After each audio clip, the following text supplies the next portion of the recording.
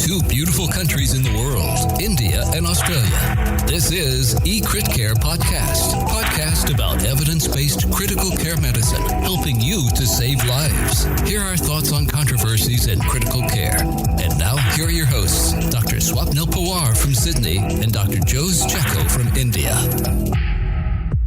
Welcome to eCritCare Podcast. This is our episode number 105, and we are meeting after a long time due to various reasons. We were busy writing our first book, which is going to be published soon. So very excited about that. Thanks to Dr. Checo for all the hard work, along with other authors, Dr. Professor Ian Seppelt and Dr. Gagan Brar. The name of the book is Critical Care Controversies, and it will be published soon. So stay tuned. So welcome, Dr. Checo. Merry Christmas, and very excited about this new adventure. Yeah, thanks, Swapnil. Hope you had a good Christmas too. Yes, our book is just about to be published in the next few weeks. Hopefully, that will be a eye-opener, particularly in terms of the controversies that we face in day-to-day ICU practice. It'll be of use to trainees in intensive care and also ICU practitioners, particularly in regard to the commonly encountered controversies and the different angles that you take on such controversies in critically ill patients.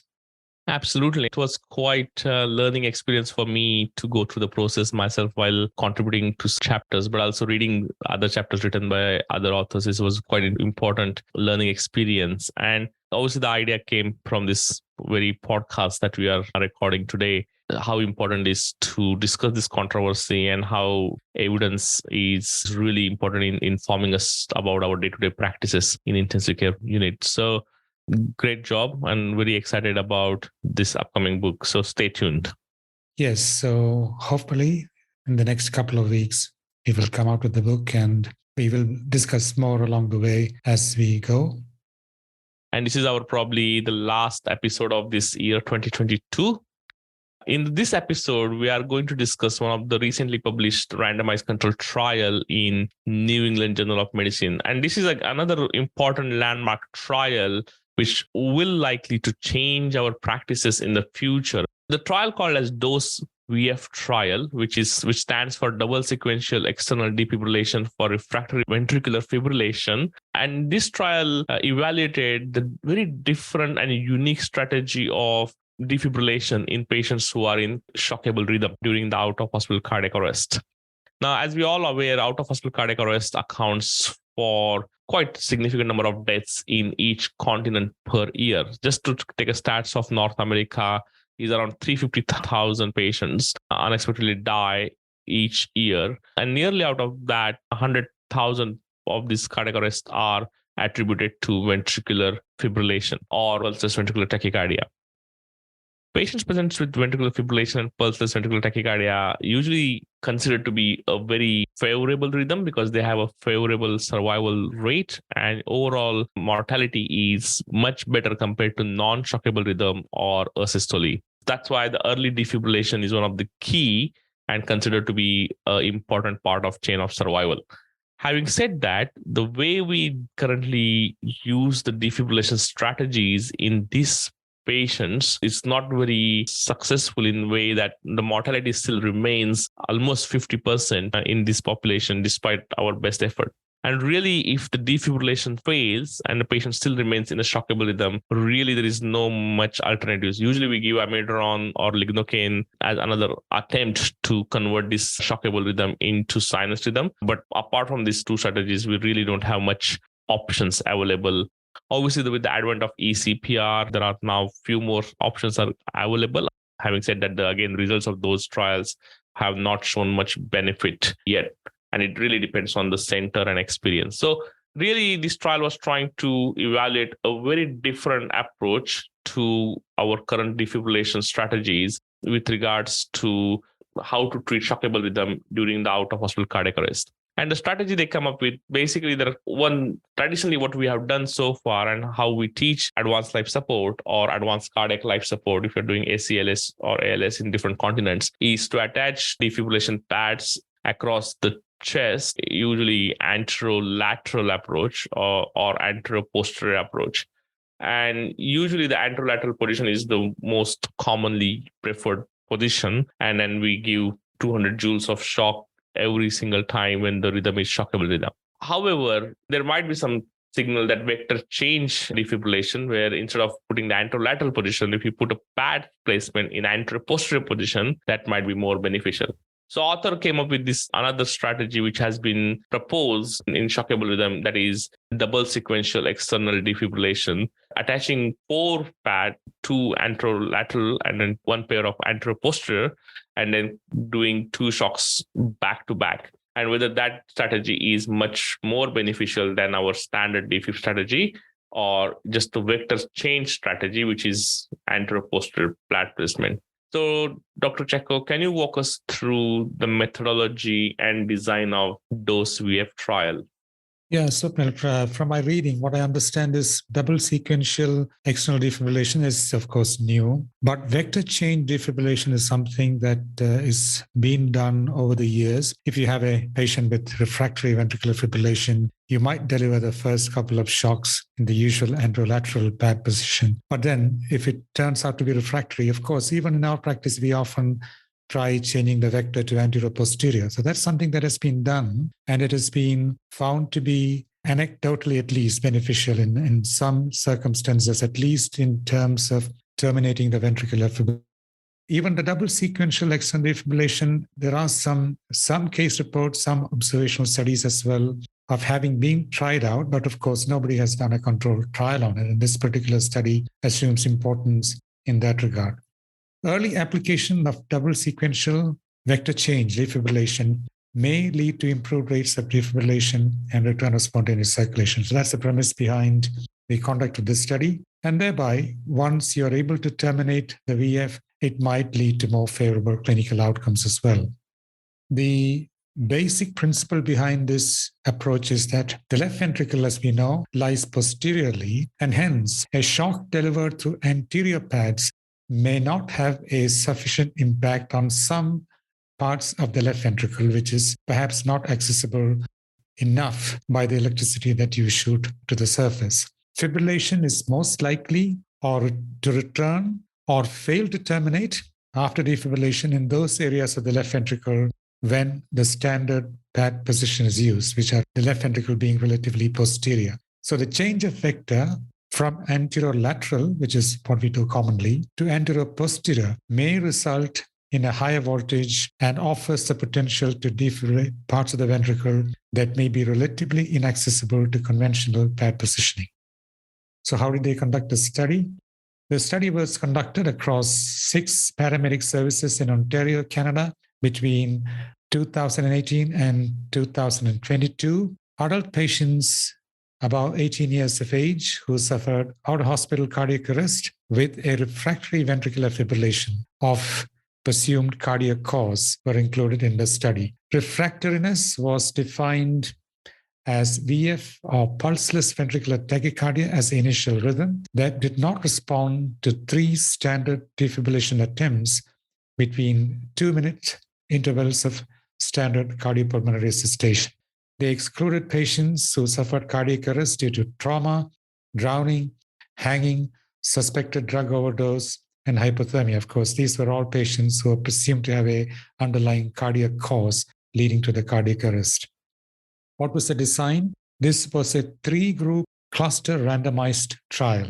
The study patients received one of 3 types of defibrillation. First is a conventional anterolateral defibrillation. Second is vector change, wherein the vector was changed from anterolateral to anteroposterior, or double sequential defibrillation, which I'll describe a little later on, based on randomly assigned intervention for the cluster. Remember, it was a cluster randomized trial. Each cluster crossed over to one of the other clusters every 6 months, which meant that each cluster underwent each of the 3 strategies at least once. The 3 strategies were, first, of course, conventional defibrillation. Second is double sequential, in which 2 shocks were administered one after the other, almost simultaneously, with a gap of less than 1 second, with pads placed in the anterolateral and anteroposterior positions. So there were 4 paddles overall, 2 in the anterolateral position, 2 in the anteroposterior position,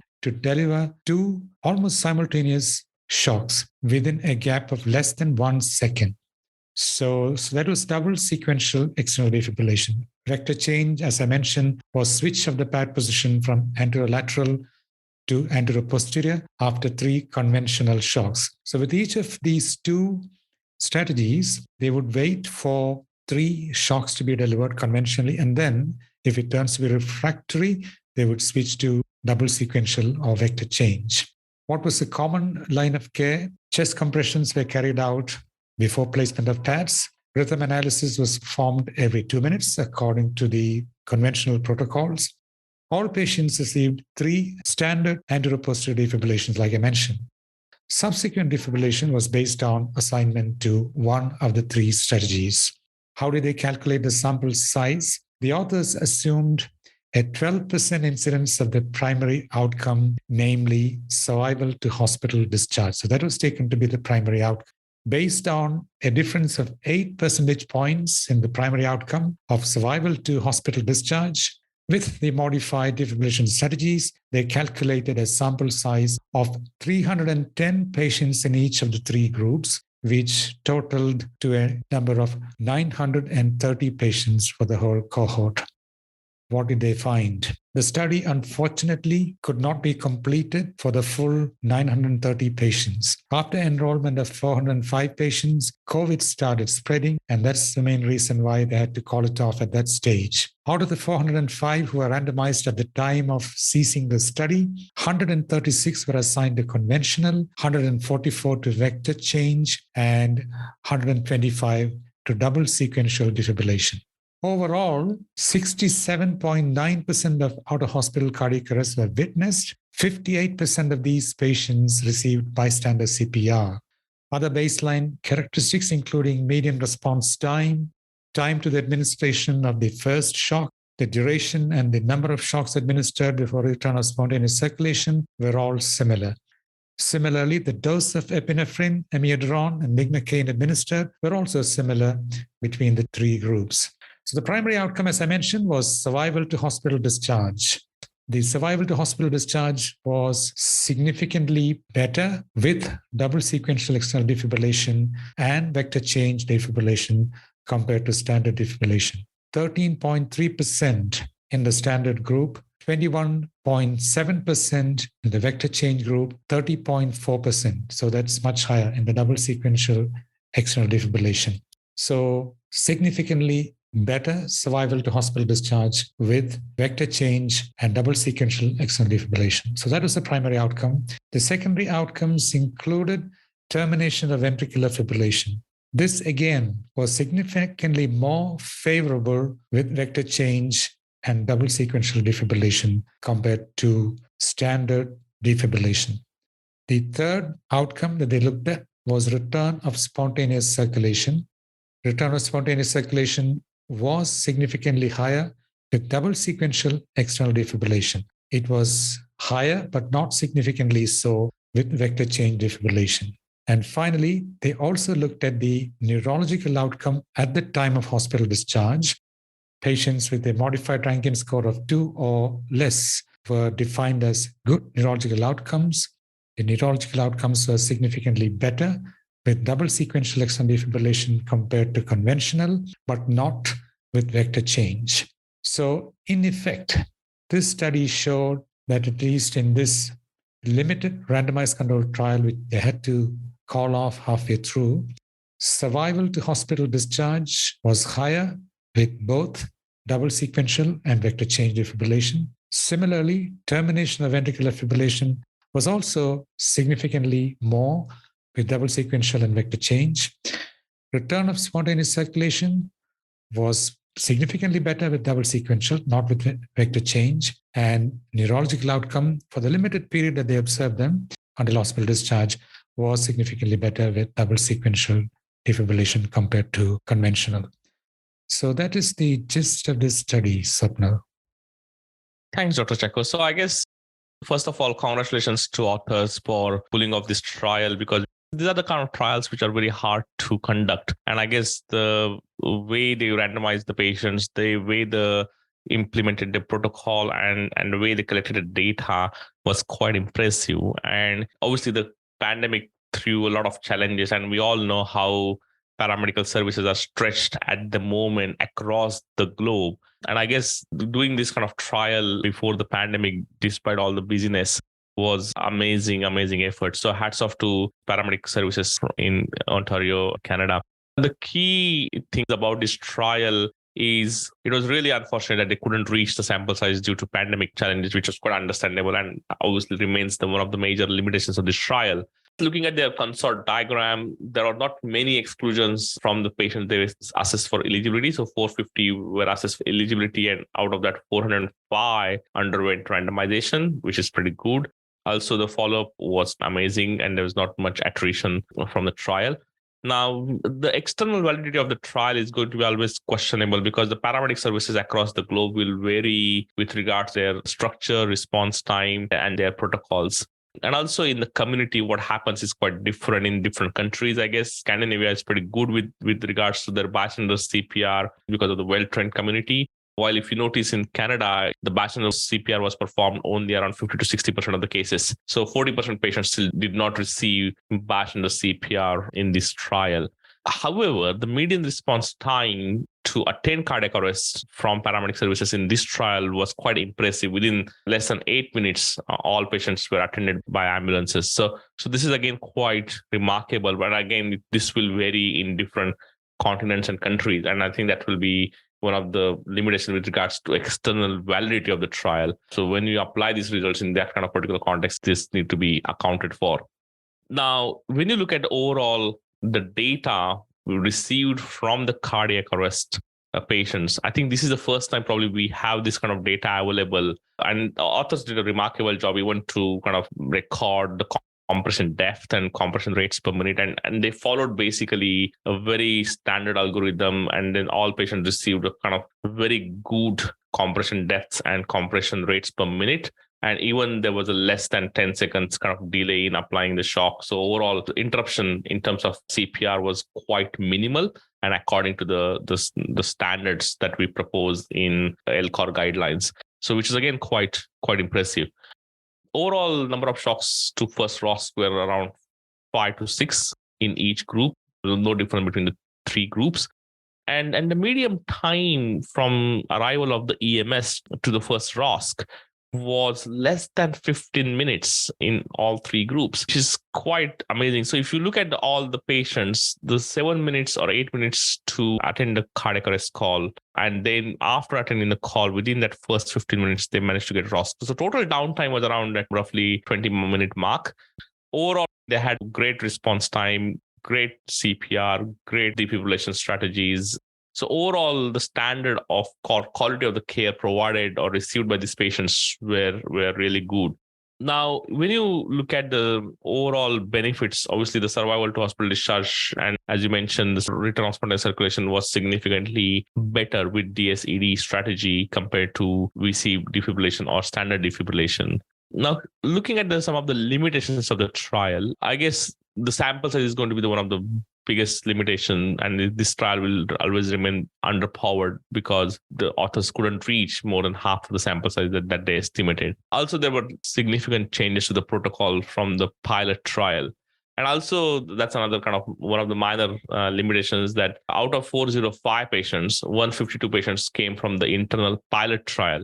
Now, authors argue that obviously the pilot trial was very vigorously designed, very well conducted trial, just like this randomized control trial. So including that data from the pilot trial did not make much difference.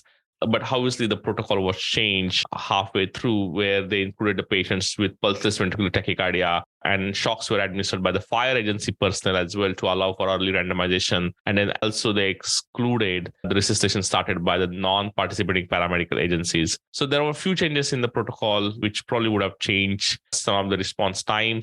But overall, obviously, that those strategies were changed across all three groups. So I don't think that made a huge difference. And I guess one of the main thing in moving forward, changing these practices to double sequential external defibrillation is going to be, it's a very complex approach. So technically, you have to carry two defib machines. You have to roll the patient to attach the pads in anteroposterior and then anterolateral positions. You almost need two personnel on the defib to kind of charge and make sure that they're ready, and there should be less than 1 second delay between the two shocks.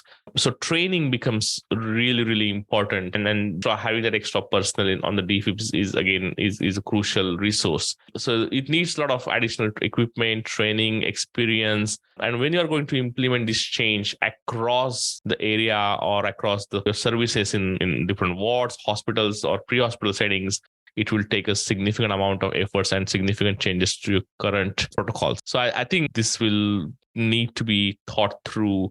I don't think it's a brainer that these practices will become the part of the LCOR guidelines in next iteration.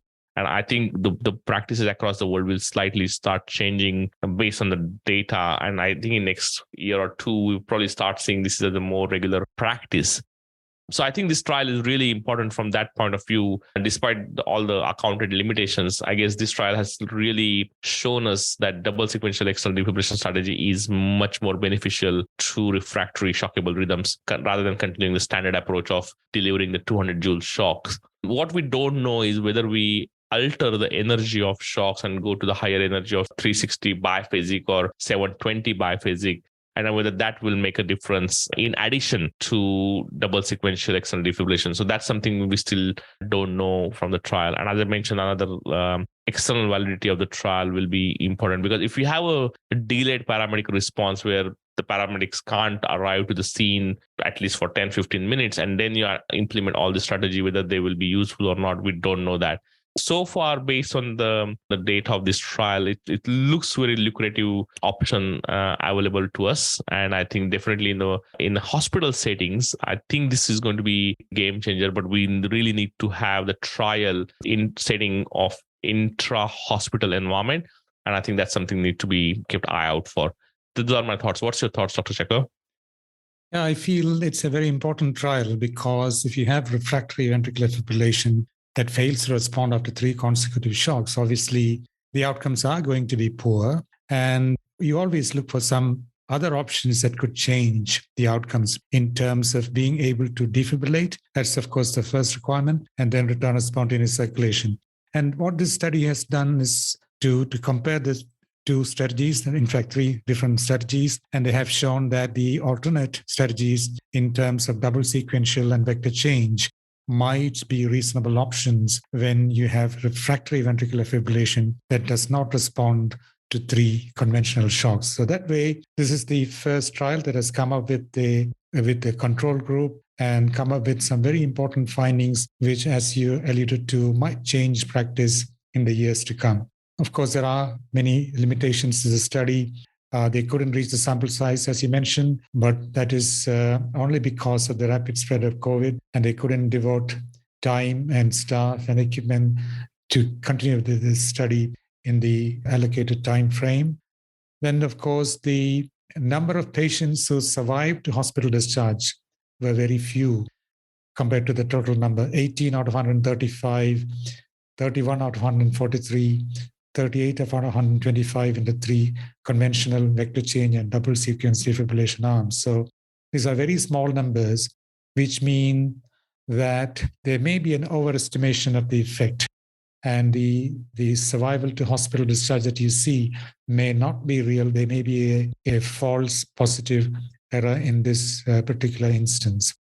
And they monitored outcomes, neurological outcomes, only till hospital discharge. We all know that that's not a sufficiently long period of time to assess something like neurological outcome. So that would, of course, require a more prolonged period of follow-up to see as to how the survivors do in the long run.